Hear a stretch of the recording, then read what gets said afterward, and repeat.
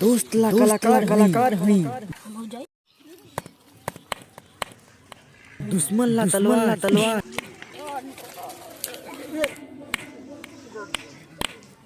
हाय बजरंग के चेला।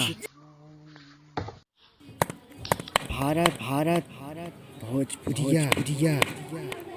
नंदन कुमार।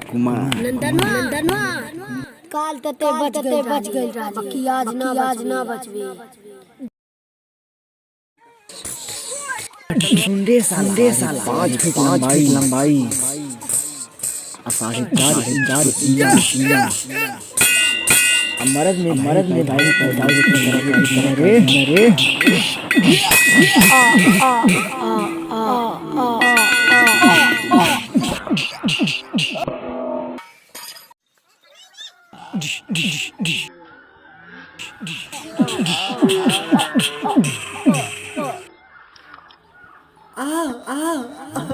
तेरी माँ